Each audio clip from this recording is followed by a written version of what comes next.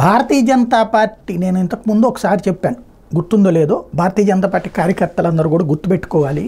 ఇది మనం తాబేలు కుందేలు కథ గుర్తుపెట్టుకోవాలి. తాబేలు నిదానంగా నడుస్తుంది కదా అని చెప్పేసి కుందేలు దానికి ఇంత కుందేలుకి పోటీ పడితే కొద్ది దూరం వెళ్ళాక వెనక్కి చూసింది, అసలు సమీపంలో ఎక్కడా లేదు తాబేలు, అందుకని పక్కకి వెళ్ళి పడుకుంది.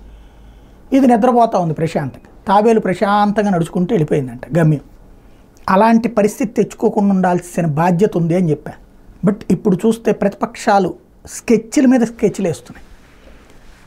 ముస్లిం రిజర్వేషన్ల అంశాన్ని తెర మీదకి తీసుకురావాలని నరేంద్ర మోడీ, అమిత్ షా అనుకుంటే దానికి కౌంటర్గా ఫేక్ది క్రియేట్ చేసి ఎస్సీ ఎస్టీ రిజర్వేషన్లు తీసేస్తున్నారన్నటువంటి కోణంలో ప్రచారం కాంగ్రెస్ చేసింది. దాన్ని తిప్పికొట్టడంలో పాపం అగ్రనాయకులు తలమునకలు అవుతున్నారు. కానీ పార్టీకి సంబంధించిన కార్యకర్తలు వీళ్ళు సీరియస్గా తలుచుకుంటే ప్రతి కార్యకర్త ఎట్లా చేస్తారో మనకందరికీ తెలిసిందే. చక్కగా అర్థమైనటువంటి భాషలో వివరిస్తూ చేసే వాళ్ళలో ఎక్కువ మంది బీజేపీ కార్యకర్తలు, బీజేపీ అభిమానులు ఉన్నారు. వాళ్ళు పెద్ద సీరియస్గా తీసుకోలేదు. అది ఇప్పుడు కమలానికి కష్టాలు తెచ్చిపెడుతుంది. నెంబర్ 1.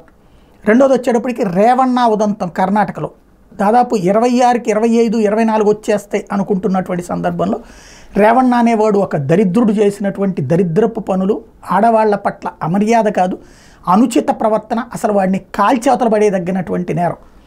వాడిని ప్రస్తుతానికి సస్పెండ్ చేసిన జేడీఎస్. ఆ జేడీఎస్ కూటమిలో భాగస్వామి కావడం అన్నది భారతీయ జనతా పార్టీకి సమస్య అవుతోంది.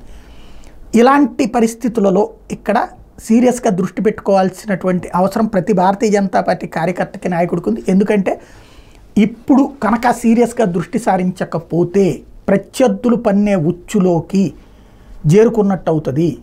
అయితే ఇది భారతీయ జనతా పార్టీ మీదన వాళ్ళకే ఎందుకు చెప్పాలి అంటే ఎవడికి సంబంధించి నష్టం వస్తున్నా చెప్పి తీరాలి.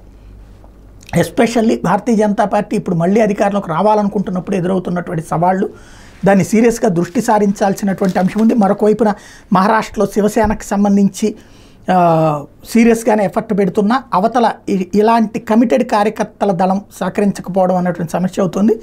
టోటల్గా చూస్తే భారతీయ జనతా పార్టీ కార్యకర్తలు, అభిమానులు మేబీ లోకల్ ఫినామినాతోనో లేకపోతే లోకల్ నాయకులు తమకు గౌరవం ఇవ్వట్లేదన్నటువంటి కోపంతోనో లైట్ తీసుకున్నారు. అది మోడీకే దెబ్బ అన్నటువంటిది గ్రహించుకోవాల్సి ఉంది.